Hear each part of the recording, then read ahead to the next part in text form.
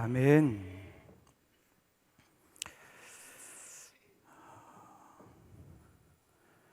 우리가 지금 마스크를 쓰고 또 오늘은 조금 조심한 차원에서 찬양대도 한 주 좀 쉬고 또 여러 가지 나름대로 우리가 너무 지혜롭지 못하게 하다가 혹 어떤 일이 있을까, 그래서 교회마다 조심스럽게 하는 부분들이 있다라는 것을 저도 좀 뒤늦게 알았어요. 그래서 좀 상황이 좀 어색하죠. 이게 마스크를 벗어야 될까 써야 될까 몇 번 만지작거리시는 분도 계시고, 그렇지만 저와 여러분들의 마음이 너무 위축되지 않으셨으면 좋겠습니다. 오늘 조금 전에 연주했던 곡이 찬송가 288장인데요 마치 그런 모습이에요. 풍랑 가운데서 예수님을 구주로 삼고 있는 그 제자들이 예수님 때문에 처음엔 두려웠다가 평안을 얻는 내용이거든요. 저와 여러분들이 어떻게 보면 세상은 항상 이럴 수밖에 없고 어쩌면 앞으로도 더 어려운 일들이 있을 수도 있을 겁니다. 그게 우리들의 인생이지만 그 가운데서 우리가 주님을 바라보고 참 평강을 누리면서 우리가 주님과 동행하고 그 은혜를 누리면서 살아가는 저와 여러분들 될 수 있기를 간절히 바랍니다. 구원이라고 하는 문제가 사실 오늘 본문에 있어서 중요한 주제입니다. 우리들이 신앙생활을 하고 또 이런 위기 가운데 있다 보면 가끔 우리는 구원에 대한 한편으로는 두려운 마음, 확인하고 싶은 마음, 여러 가지 마음들이 사실 드는 것이 어떻게 보면 당연할 거라고 생각을 해요. 우리가 구원을 어떻게 얻었는지, 또 그 얻은 구원을 힘입고 우리가 그 믿음으로 살아가는데 우리들은 과연 그 구원에 대한 확신을 통해서 우리가 평안을 누리고 살아가는지 우리는 늘 순간순간 확인해 볼 수밖에 없습니다. 이런 일이 있을 때에 하나님, 저는 구원받은 사람입니까? 하나님의 도우심 안에 있는 사람입니까? 가끔 질병이 가까이 오면 그 질병 앞에 무너지는 우리의 육신을 생각하면서 우리는 또 두려워요. 하나님, 괜찮을까요? 제 인생이 괜찮을까요? 모든 사람들은 다 죽음이란 것 앞에 두려움을 갖는다 그럽니다. 죽게 되면 어떻게 될까?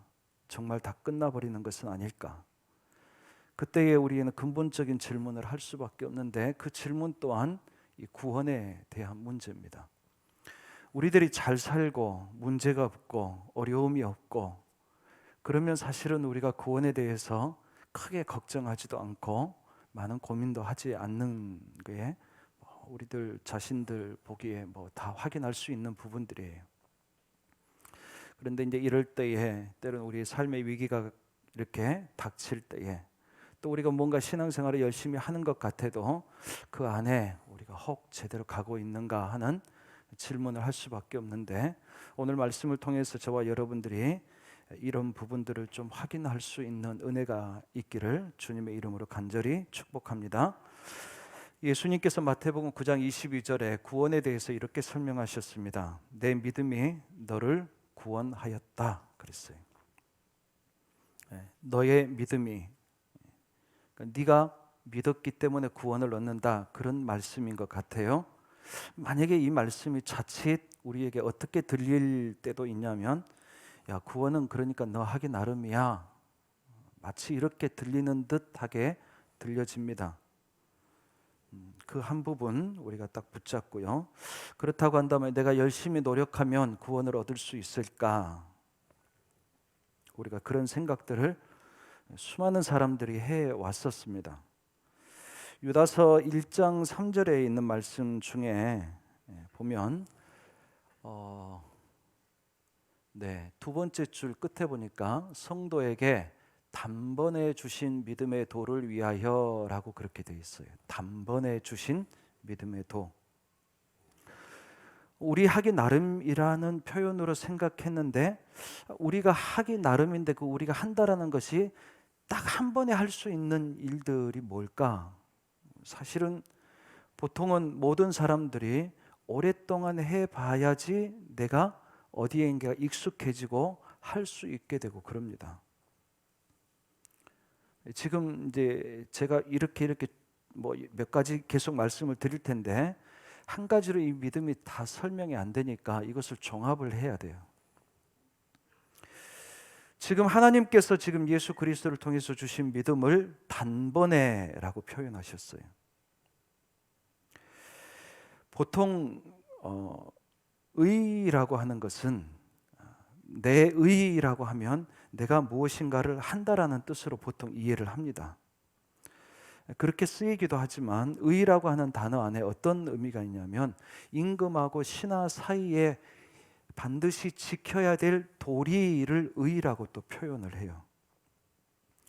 그렇다고 한다면 하나님과 우리 사이에 의가 있어야 돼요. 이 의가 우리를 연결시켜주고 우리에게 구원을 갖게 하는데, 그러면 하나님과 우리 사이에, 우리 신하의 입장에서, 제자의 입장에서, 아들의 입장에서, 종의 입장에서 우리가 하나님 앞에 지켜야 될 도리가 무엇일까요? 야고보서 2장 14절의 말씀에 보니까 내 형제들아 만일 사람이 믿음이 있노라 하고 행함이 없으면 무슨 유익이 있으리요 그랬어요. 믿음 안에 행함이라고 하는 것이 빠져 있으면 안 된다라는 뜻이에요. 뭔가 믿음이라는 것은 행동하는 것이구나. 디모데후서 3장 15절의 말씀에 보니까 또 어려서부터 성경을 알았나니 성경은 등이 너로 하여금 그리스도 예수 안에 있는 믿음으로 말미암아 구원에 이르는 지혜가 있게 하느니라 그랬어요. 근데 그 믿음이 지금 어디 안에 있다고 표현하시는 거예요? 내 안이 아니고 예수 안에 있다라고 표현을 하신단 말이에요. 이 몇 가지의 말씀들을 종합해 보면요, 믿음이라고 하는 것, 믿음을 통해서 우리가 구원을 얻는다라고 하는 건데, 이 믿음이라고 하는 것이 원래 우리의 노력, 우리들의 어떤 것들을 통해서 우리가 구원을 얻는 게 아니라, 믿음은 어디에서부터요? 예수님에게서부터 왔어요. 예수님께서 우리에게 주신 선물이었어요. 그런데 그 선물이 우리 안에 예수님과 같이 오시게 됐어요. 그리고 그 선물을 우리가 붙잡고 거기에서 생명을 얻고 거기에서 우리 삶의 동기를 찾고 거기에서 평강도 얻고 거기에서 내가 어떻게 살아가야 될지 우리의 삶의 방향과 행동들을 거기에서 우리가 찾고 거기에서 동기를 얻고 거기에서 힘을 얻고, 그래서 믿음이라고 하는 것을 단순히 나 믿습니다라고 하는 한마디로 우리가 설명이 사실은 잘 안 됩니다. 그리고 마음속으로만 믿었다라고 해서 그것이 믿음이라고 다 설명하기도 어렵습니다. 그렇지만 그럼에도 불구하고 믿음을 우리들에게 어렵게 이야기하지 않으셨어요. 다시 말하면 구원을 우리에게 어렵게 이야기하지 않으셨어요. 아까 우리가 보았던 말씀 중에 유다서에 단번에 주신 그 믿음을 통해서 우리는 구원을 얻었다. 그러니까 예수님께서 우리를 위해서 십자가를 지신 그 은혜를 따라서 그것 때문에 우리가 단번에 얻은 그 믿음, 우리가 노력을 통해서 얻은 것이 아니라 그냥 그 주님을 그냥 받아들일 수 있는, 그래서 예수님을 받아들이는 것은 우리가 수양을 통해서 뭔가 그렇게 해서 받아들인다고 생각하지 않아도 괜찮습니다. 그런데 어떻게 됐든지 간에 이 믿음을 통해서 우리가 구원을 얻는다 이렇게 생각을 합니다. 그런데 문제는 이 믿음을 위해서 하나님께서 세워서 보내시는 사람들이 있어요. 바울과 같이 하나님께서 세우셔서 구원의 은혜를 힘입은 사람들에게 그에게 가서 복음을 전하게 하는 내용들이 있었어요. 오늘 본문 말씀은 바울이 복음을 전하면서 이 도시 저 도시 이렇게 복음을 전하면서 갑니다. 그러다가 고린도라고 하는 도시에 왔어요. 그 고린도에서 복음을 전하면서 사실은 이 복음을 전하는 것이 바울에게 있어서는 생명을 나누는 것 같이 내가 이것 때문에 살았습니다. 그 생명을 나누듯이 복음을 그렇게 전한단 말이에요. 그런데 그 늘 바울이 이 복음 전하는 일이 성공했느냐? 그렇지 않았습니다. 오늘 말씀이 사실은 사도행전에서는 사건으로 쭉 이렇게 연결이 되어 있는데 사도행전 18장에 보니까 18장 1절에 그 후에 바울이 아덴을 떠나 고린도에 이르러 그렇게 했어요. 그러니까 고린도에 오기 전에 아덴이라고 하는 곳에서 복음을 전했던 일이 있었습니다. 이 아덴은 지금의 그리스의 아테네를 이야기합니다. 이 그리스의 아테네에서 복음을 전하고 거기에서 많은 것들을 사실은 바울이 배웁니다. 깨달아요. 그리고 고린도에 와서 내가 복음을 전할 때 이렇게 해야 되겠구나. 왜? 그 복음이 우리들에게는 구원으로 인도할 수 있는 아주 중요한 것이기 때문에 복음을 전하는 것은 구원을 나누는 작업이거든요. 그래서 바울이 제대로 해야 되겠구나 생각을 했어요. 그래서 오늘 1절 말씀에 보니까 형제들아 내가 너희에게 나아가 하나님의 증거를 전할 때에 말과 지혜의 아름다운 것으로 아니하였나니 그랬어요. 하나님의 증거라고 하는 이 증거라고 하는 것은 다른 사본들에서는 비밀 때로는 신비 그렇게 번역이 되어 있어요.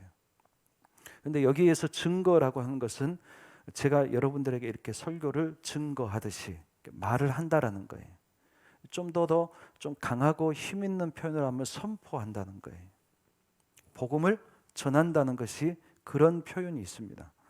그래서 이것은 어떻게 보면 선포라는 형식을 갖고 복음이 전해지기 때문에 여기에선 증거라는 표현을 그런 단어를 사용했다라는 거예요. 근데 문제는 뭐냐면 바울이 이것을 하려고 할 때, 그러니까 예를 들면 저 같은 사람이 하나님의 말씀을, 생명의 말씀을 여러분들에게 알려드리는 거예요. 그래서 여러분들이 그냥 이것을 지식으로 듣는 것이 아니라 이 말씀이 갖고 있는 이 복음에 갖고 있는 생명을 여러분들이 받게 하는 것이 목적이란 말이에요.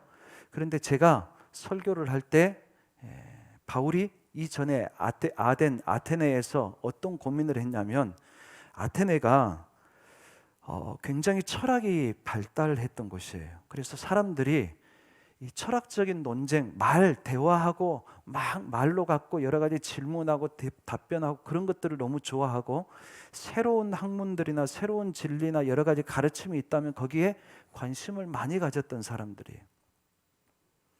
그러니까 사도행전 17장 17절부터 18절에 보니까 이런 말씀이 있어요. 회당에서는 유대인들과 경건한 사람들과 또 장터에서는 날마다 만나는 사람들과 변론하니 어떤 에피쿠로스와 스토아 철학자도 바울과 쟁론할세. 그러니까 바울이 아덴에 머물러 있을 때에 매일같이 사람들을 만나서 논쟁하는, 바울의 입장에서는 복음을 전하듯 했어요. 근데 그런 일을 하다 보니까 또 그 사람들의 특성들을 이해하다 보니까 이 바울도 많이 배운 사람이거든요. 그래서 바울이 자기가 갖고 있는 지식과 여러 가지 것들을 다 동원해 가지고 소위 철학적인 그런 사고와 표현들을 막 사용해서 그들하고 논쟁을 했어요. 사실은 그렇게 하면 그 논쟁에 어떻게 보면 굴복이 되면 그것을 받아들인다, 그런 사고들이 있거든요. 그러니까 어떻게 보면 길을 쓰고 논리적으로 이기려고 아무튼 지식을 총동원해서 바울이 그렇게 했던 거예요. 결과가 사도행전 17장 32절에 이런 결과가 나왔어요. 그들이 죽은 자의 부활을 듣고 어떤 사람은 조롱도 하고 어떤 사람은 이 일에 대하여 야, 네 말 다시 한번 들어보자, 그렇게 이야기한다는 거예요. 바울이 결과적으로 아덴에서의 전도는 스스로 실패했다라고 이제 잠정적인 결론을 냈어요. 자기가 잘 전하는 것이 문제가 아니라 저와 같은 입장에서는 설교를 군더더기 없이 잘했다 하는 게 문제가 아니라 그 설교를 통해서, 그 복음 전하는 것을 통해서 성도들이 감동을 받고 깨닫고 믿음 안에 설 수 있도록 그렇게 돼야 되는데, 뭔가 논쟁을 해서 뭔가 하기는 했는데 결과가 없는 거예요. 사람들의 반응이 지식적인 만족함이나 궁금증이나 논쟁들을 오고 주고받는 그 정도 이상의 변화가 없는 거예요. 그래서 바울은 실패했다고 생각하고 실패한 이유를 자기에게서 찾았어요. 그래서 바울은 다짐을 했어요. 오늘 1절에 있는 말씀처럼 내가 이제는 이 하나님의 증거를, 하나님께서 예수 그리스도를 통해서 우리에게 생명 주신, 우리를 구원하신 이 사건을 전함으로 인하여서 이 복음의 역사가 우리들 안에 일어나야 되는데, 내가 이것을 전하는 데 있어서 어떻게 보면 말과 지혜의 아름다운 것으로 내가 더 이상은 하지 않겠습니다. 스스로 하나님 앞에 결심했어요. 바울이 깨닫는 것은 말 잘해서 사람들이 복음을 받아들이고 구원을 얻는 게 아니었다라는 것이, 이 말씀을 저와 여러분들이 오늘 지금 받고 있기 때문에 저 입장에서는 야, 네가 설교를 멋지게 잘하면 교인들이 은혜 받고 교인들이 구원을, 생명을 누릴 것이다, 얻을 것이다, 그렇게 생각하면 안 된다라고 지금 바울은 먼저 경험하고 우리들에게 바울을 통해서 지금 말씀하시는 거예요. 설교 좀 못해도 용서하십시오. 여러분들은 다르게, 거꾸로 여러분들의 입장에서 멋진 설교 들어야 내가 구원 얻는다, 그런 생각은 어떻게 보면 우리가 찾는 답이 아니라는 거예요. 그러면 어떻게 합니까? 오늘 바울은 그래서 2절에서는 이렇게 이야기합니다. 내가 너희 중에서 예수 그리스도와 그의 십자가에 못 박히신 것 외에는 아무것도 알지 아니기로 작정하였느니라. 다시 말하면 바울은 지금 딱 두 가지만 전하겠다고 생각했어요. 그거 전하기 위해서 멋진 말 사용하지 않아도 괜찮다, 이제는 확신 갖게 됐어요. 한 가지는 예수가 그리스도이신 것과, 또 한 가지는 그 예수가, 그리스도인 예수가 십자가에 못 박혀 죽으셨다라고 하는 그 사실만 내가 전하겠다. 그게 복음이었다라는 거예요. 복음은 하나님께서 우리를 구원하신 그런 내용이에요. 구원하시겠다는 그 하나님의 의지가 예수 그리스도를 통해서 이루어진 것을, 그래서 우리가 그 예수 그리스도를 믿으면 저와 여러분들이 구원의 확신을 가지고 구원의 길을, 그 생명의 길을 갈 수 있다라고 하는 것을 믿는 것이, 그게 복음이라고 하는 거예요. 바울은 많은 배움이 있기 때문에 왜 말을 못하겠습니까? 가르치고, 그때 당시의 학문은 그냥 내가 강의를 하고 끝나는 때가 아니었어요. 질문을 하고 이야기하고 답변해주고, 그러면서 어떻게 보면 진리를 찾아가는 그런 학문의 그런 스타일이 있었어요. 공부하는 스타일이. 거기에 단련이 돼 있는 사람이. 우리들은 가끔 그러거든요. 강의 다 해놓고 질문은 하지 마십시오. 질문하면 머리가 복잡해지고 대답을 못할 것 같아서. 사실은 이런 부분들에 있어서 좀 불편함들이, 아직은 좀 어색하고 자신이 없는 것들이 있을 수도 있는데, 그때 당시에는 그러지 않았어요. 그러니 사실은 바울이 이렇게 이야기하는 것은 자기의 지식의 한계 때문에 그런 것은 아니었어요. 복음은 달랐다라는 거예요. 복음은 단순히 지식을 전하는 문제가 아니라 이거는 하나님의 신비였고 하나님의 비밀이었습니다. 그러니까 영적인 하나님의 영역에 있는 일을 사람들이 이야기를 통해서, 말을 통해서 전하는데 그게 사람의 말로 다 되겠느냐라는 거예요. 생각해 보니까 바울은 이해가 됐어요. 내가 이 말의 지식으로, 말의 어떤 표현을 가지고 다 이것을 하려고 했던 그 내가 잘못했구나. 저와 여러분들은 우리가 성경 공부하고 있기는 하지만, 저는 성경 공부를 여러분들에게 지식을 이해하고 하나님을 이해하는, 이해될 수가 있겠지요. 그렇지만 그것이 우리 안에 생명의 역사가 있는 조금의 도움은 될 수 있을지 몰라도 그것이 결정적이지는 않을 수 있다고 저는 생각해요. 그럼 결정적인 게 뭡니까? 먼저 무엇보다도 복음의 내용을 우리가 살펴보면 예수님이 그리스도다라고 하는 내용이에요. 예수님이 그리스도라고 하는 것, 그리스도라고 하는 단어는 구약 성경은 그 히브리어로 써 있었어요. 아람어로 써 있고 그랬는데 이게 지금 시대가 예수님 시대에는 소위 로마의 지배를 받으면서 그 언어를 쓰다가 보니까 그 지역에서 언어가 소위 그 히라보와 헬라어 쪽으로 이렇게 썼단 말이에요. 그러니까 성경이 번역이 돼야 돼요. 번역이 되는데 구약에 메시아라고 하는 단어를 자기들이 쓰는 지금 쓰는 언어로 번역하다 보니까 그리스도라고 하는 단어가 나오게 됐습니다. 그래서 그리스도라고 하는 단어는 구약에서 메시아라고 하는 단어와 같은 의미예요.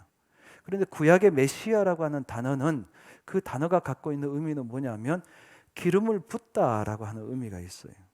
근데 구약에서 기름을 부음 받은 사람들, 하나님께서 누구에게 기름을 부으셨느냐라고 이렇게 본다면 세 부류의 사람이 있었어요. 하나는 왕이 있었고, 하나는 제사장이 있었고, 또 한 부류는 선지자들이었어요.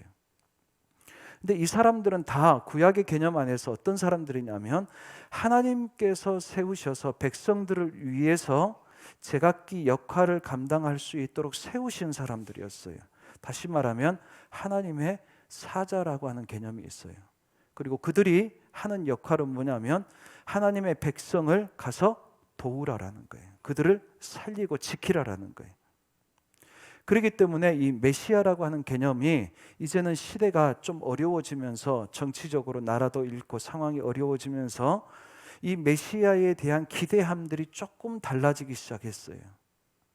예수님 시대까지 오면서 그들은 어떻게 보면 이 정치적인 이 어려움들을 나라가 빼앗겼다. 그러니까 이 나라를 다시 찾고 독립할 수 있는 그런 정치적인 메시아를 기대하고 왔었습니다.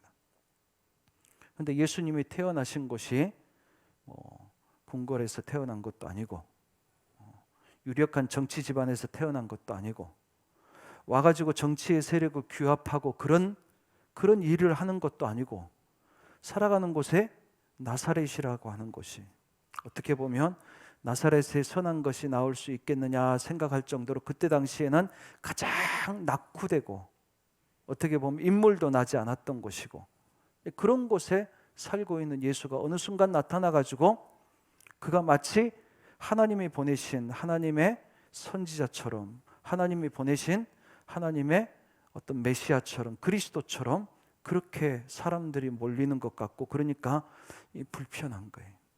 저 사람을 통해서 우리들의 목적이 우리들의 구원이 이루어질까?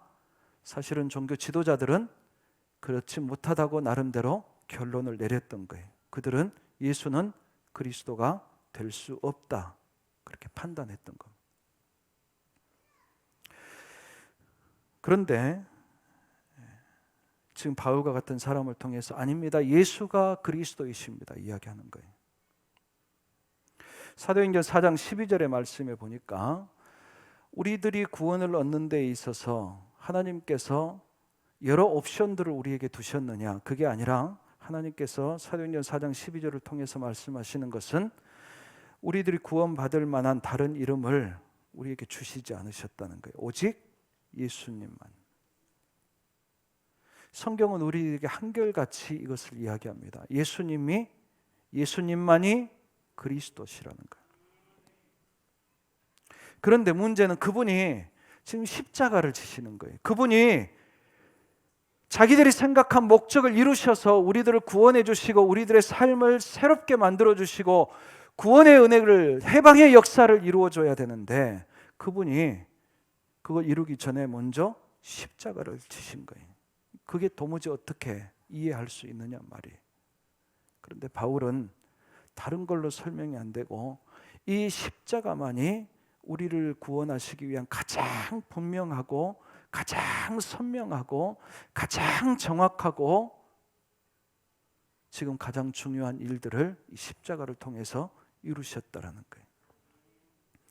하나님께서는 예수님을 통해서 이 땅에 보내신 목적을 우리를 구원하시기 위한 자기의 백성을 저희의 죄에서부터 구원하기 위해서 예수님을 우리들에게 보내셨다 그렇게 이야기하셨어요. 그리고 예수님을 십자가에 못 박혀 죽게 하시는 것을 우리 지난 수요일에 보니까 그것은 하나님의 아들 예수 그리스도에게 주시는 하나님의 아주 특권, 권세였다는 거예요. 그분만이 할 수 있는 것, 그분만이 우리들을 위해서 죽어줄 수 있고, 그분만이 우리를 위해서 죽어주셔서 우리를 살리실 수 있는 분은 바로 그분의 유일하신 권세였다라는 거예요. 이게 이제 복음의 내용이에요. 그래서 고린도전서 1장 18절에 우리가 2장 보는데 바로 앞에 바울이 뭘 이야기하냐면, 십자가의 도가 멸망하는 자들에게는 미련한 것처럼 보일지 모르지만 구원을 받은 우리에게는 그것은 하나님의 능력입니다. 그렇게 고백을 해요. 우리가 살 수 있는 길은 예수님께서 십자가를 지셨기 때문에 우리에게 길이 만들어졌던 것입니다. 우리를 구원하시는 그 하나님의 능력이 예수님의 십자가에 있다라는 거예요. 그래서 십자가는요, 우리의 죄가 죽은 자리입니다. 죄를 다 버릴 수 있는 자리, 그 죄의 짐을 다 벗을 수 있는 유일한 자리가 예수님의 십자가예요. 그리고 거기서 우리를 구원하시는 하나님의 능력을 경험할 수 있고 새로운 생명을 얻을 수 있는 그 자리가 십자가의 자리라는 거예요. 그래서 바울이 복음을 전하고 교회가 생겨나고 그랬던 그 복음의 내용이 다른 데 있지 않았어요. 예수님이 우리의 그리스도이시고 그 그리스도께서 우리를 위해서 십자가를 지셨는데 그 자리가 우리가 죽어야 될 자리지만 우리가 죽는 것은 우리 자신이 아니라 사실 우리의 죄예요. 그리고 거기는 우리가 사는 자리, 우리 나음을 얻는 자리예요. 우리가 하나님의 능력을 힘입는 자리예요. 그 자리가 바로 십자가의 자리라 그렇게 이제는 그것만 내가 전하겠다 그렇게 하는 거예요. 그러면 그 단순한 것 갖고 어떻게 교회가, 그 단순한 한마디 갖고 우리가 어떻게 교회가 부흥이 되고 역사가 될 수 있을까? 저는 저와 여러분들이 우리 장성제일교회가 하나님이 어떻게 하실지 잘 모르겠지만 어떻게 해야 좋은 교회 될 수 있을까요? 어떻게 해야 부흥할 수 있는 교회 될 수 있을까요? 어떻게 해야 우리가 전도하려고 하는데 우리가 어떻게 전도할 수 있을까요? 나는 말을 잘 못합니다. 모세처럼 그렇게 우리가 이야기할 수도 있어요. 그러나 오늘 바울은 그거는 우리에게 큰 문제가 아닙니다. 오히려 너무 말 잘하고 말 잘할 수 있다고 생각하고 말 잘할 수 있도록 나는 많이 알고 있다고 생각하는 것이 저는 지난날 아덴에서의 실패의 이유였습니다. 바울은 그렇게 이야기해요. 저는 저와 여러분들이 이 예수님이 그리스도이신 것을, 그리고 예수님이 지신 그 십자가의 자리가 저와 여러분들이 다시 태어날 수 있었던, 저와 여러분들이 생명을 얻을 수 있었던, 저와 여러분들이 하나님의 능력을 힘입을 수 있는 유일한 자리인 것을 믿을 수 있기를 간절히 원합니다. 그것을 생각하니까 바울이 이것은 내가 내 능력으로 할 수 있는 게 아니구나. 그래서 바울이 마지막에 이런 고백을 합니다. 내 말과 내 전도함이 설득력 있는 지혜의 말로 하지 아니하고 다만 성령의 나타나심과 능력으로 하여 너희 믿음이 사람의 지혜에 있지 아니하고 다만 하나님의 능력에 있게 하려 하였노라 그랬어요. 그러니 우리의 믿음도 사실은 우리의 노력보다 더 중요한, 우리를 위해서 역사하시는 성령의 역사를 통해서, 우리가 구원을 얻는 것도 성령께서는 우리에게 가르쳐 주십니다. 예수님 때문이었다. 예수님이 십자가를 지셨기 때문이었다. 우리에게 가르쳐 주시는 거예요. 그래서 그 성령을 통해서 우리는 믿음도 갖게 됩니다. 우리가 전도할 수 있는 것도, 우리가 설교할 수 있는 것도, 우리가 배움을 가질 수 있는 것도 저와 여러분들 안에 함께 하시는, 역사하시는 성령의 능력 때문인 줄로 믿습니다. 그 성령의 능력이 모든 것들을 가능하게 하시기도 하시고, 그 성령의 능력이 때로는 우리가 할 수 있다 여기는 것을 막으실 수도 있습니다. 그 성령의 능력이 때로는 우리가 불가능하다 생각하는 것을 하나님께서 이루시면서 우리 모두를 다 놀라게 할 수도 있습니다. 지금 바울은 그 이야기를 하는 거예요. 지난 날에는 어쩌면 주님을 만나고 은혜를 힘입고 자기의 열정으로 뭔가 열심히 해봤는데 어느 때는 됐어요. 그런데 아덴이라는 곳에 딱 가니까 그게 이제는 야, 너 더 이상 여기에서부터는 안 돼 하는 그 깨달음을, 그 도전을, 그것 때문에 바울은 어떻게 보면 심각한 실패감을, 좌절감을 경험한 거예요. 낙심하고 나는 아닌가 보다 그렇게 가는 사람도 있었겠죠. 근데 바울이 오늘 말씀 안에 등장하는 이유는 저는 바울이 거기에서 성령의 은혜를, 성령의 능력을 경험했기 때문에 한 걸음 한 단계 더 올라설 수 있었다, 저는 그렇게 믿습니다. 오늘 저와 여러분들도 우리의 삶 가운데서 이런저런 우리가 생각하지 못했던, 예기치 못했던, 나 열심히 하는데 왜 안 되지? 그렇게 해서 때로는 그 탓을 누군가에게 돌리고 싶은 그러한 일들을 우리가 수도 없이 많이 해봤어요.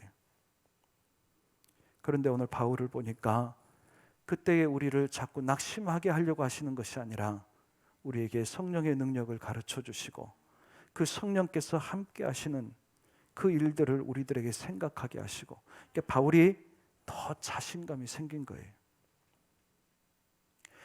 내가 이 말을 해서 그들을 말로 이겨서 복음을 전한다, 그렇게 생각한 것이 아니라 성령의 능력이 함께 하시고 그 능력이 저들로 하여금 생명을 줄 수 있다는 그 믿음을 갖게 되니까 바울도 더 자신감이 있었고 또 바울도 그 성령의 능력을 기대하면서 살 수 있었다라는 거예요. 오늘 저와 여러분들이 우리의 삶 가운데서 불안할 만한 요소들이 얼마나 많습니까? 여러분도 열심히 사시는데 잘 안 되는 것들이 왜 많습니까? 혹여 내가 이렇게 열심히 하는데 라는 생각에 우리가 혹시 사로잡혀 있었다라고 한다면 저와 여러분들과 함께 하시면서 우리를 도우시고 역사해 주시려고 하시는 그 성령의 역사하심과 그 성령의 도우시려고 하는 그의 음성을 저와 여러분들이 듣고 이제 그분 앞에 내어드릴 수 있고 그분과 함께 할 수 있는 은혜가 있기를 주님의 이름으로 간절히 축복합니다. 기도하겠습니다. 하나님 아버지, 고맙습니다. 아버지 하나님께서 오늘 저희들에게 주신 이 귀한 말씀이 저희들이 신앙생활 하는 것, 또한 아버지 하나님 주님의 몸된 교회에서 여러 가지 봉사도 하며 또한 아버지 하나님 주의 말씀을 용기 내어서 때로는 전하면서 또 전도하며 또 복음을 전하는 일을 할 때에도 꼭 우리에게 필요한 말씀이기 때문에, 진리의 말씀이기 때문에, 생명의 말씀이기 때문에 우리를 도우시겠다, 우리에게 이루시겠다 하시는 아버지 하나님의 그 마음이기에 그 마음을 저희들이 헤아려 받을 수 있게 하시고 이 말씀 붙잡고 일어서게 하시고 이 말씀 붙잡고 우리가 평강을 누리게 하시고 이 말씀 붙잡고 하나님의 능력, 성령의 능력을 우리의 삶 가운데서도 주님께서 세우신 이 몸된 교회에서도 마음껏 확인할 수 있는 그런 은총을 허락하여 주시옵소서. 예수님의 이름으로 감사하며 기도하옵나이다. 아멘.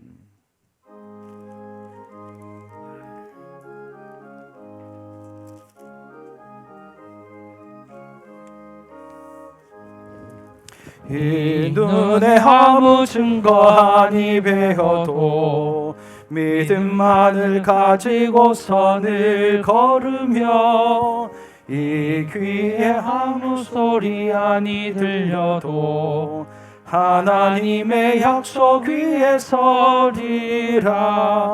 걸어가세 믿음 위에 서서 나가세 의심 버리고 걸어가세 믿음 위에 서서 눈과 귀에 아무 증거 없어도 이 눈이 보기에는 어떠하든지 이미 얻은 증거대로 늘 믿으며 이 맘에 의심 없이 살아갈 때에 하나님 소원 주 안에서 이루리.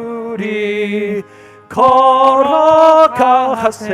믿음 위에 서서 나가세 나가세 의심 버리고 걸어가세 믿음 위에 서서 눈과 귀에 아무 증거 없어도 주님의 거룩함을 두고 맹세한 주 하나님 아버지는 참 미쁘다. 그 귀한 모든 약속 믿는 자에게 능치 못할 무슨 일이 있을까. 걸어가세 믿음 위에 서서 나가세 나가세 의심 버리고 걸어가세 믿음 위에 서서 눈과 귀에 아무 증거 없어도. 이 시간에 우리의 두 손을 우리의 가슴 위에 얹고 기도하겠습니다. 하나님 아버지, 우리를 사랑해 주셔서 감사합니다. 우리를 구원해 주시기 위해서 많은 믿음의 사람들을 보내주셨고 결정적으로 예수님을 우리들에게 보내주셔서 감사합니다. 그분이 십자가에 죽으신 것은 억울하게 죽으신 것도 아니고 그분이 이 땅에 와서 행하려고 하시는 일들이 실패되었다는 뜻도 아니고 하나님의 아들만이 하실 수 있는, 아들에게만이 있는 그 권세를 가지고 우리를 구원하시기 위해서 십자가를 지시고 우리를 위해서 죽으셨지만 우리와 더불어서 부활하신 줄로 믿습니다.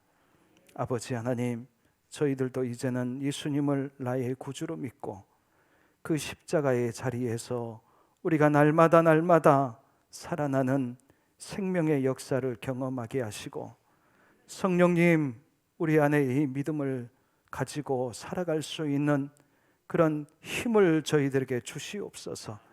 성령님, 우리들에게 예수님을 우리가 이해하고 마음으로 믿을 수 있는 놀라운 역사가 일어나게 하여 주시옵소서.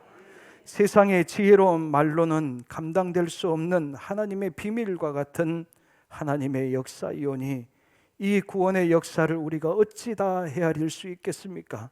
성령님 도와주시고 우리의 믿음을 도와주시고 우리의 입술을 도와주시고 우리들의 심령들을 도와주셔서 우리가 구원을 다 받아 누리는 복된 주의 자녀들이 되게 하여 주시기를 간절히 원합니다. 아버지 하나님 도와주시옵소서. 성령님 우리와 함께해 주시옵소서. 아버지 하나님 앞에 감사하는 마음으로 아버지 하나님이 어렵지만 또 때로는 한편으로는 우리를 두렵게 하는 그런 세상이지만 주의 성령님 저희들에게 용기 주셔서 또 오늘 이 시간에 주의 전을 찾게 하시고 또 아버지 하나님 앞에 감사하는 마음 여러 가지 제목으로 주님 앞에 드리는 귀한 예물 있사오니 하나님이 이 귀한 예물을 주님께서 받아주시옵소서. 이 예물뿐만 아니라 드리는 이 우리 모든 인생들을 같이 받아주셔서 온전히 붙잡아 주시고 지켜주시고 아버지 하나님 이 어두운 세상 가운데에서 어떻게 하면 우리를 해하려고 하는 모든 세력과 모든 질병으로부터도 우리를 지켜 주시옵소서. 예수님의 이름으로 감사하며 축복하며 기도하옵나이다. 아멘. 주 예수 그리스도의 은혜와 하나님 아버지의 사랑하심과 성령의 감화 감동하시고 교통하시는 은혜가 성령님께서 우리를 도우시고 우리 안에 능력으로 함께 하시며 우리들 구원에 이르게 하시며 구원의 복음을 증거하게 하시고 하나님의 몸된 교회를 더욱더 든든히 세워나가시는 것을 믿고 머리 숙여 이 자리에 함께하는 모든 우리 성도들 위해 주께서 핏값으로 세우신 우리 장성 제1교회 위에 이제로부터 영원토록 함께 하옵시기를 간절히 축원하옵나이다. 아멘.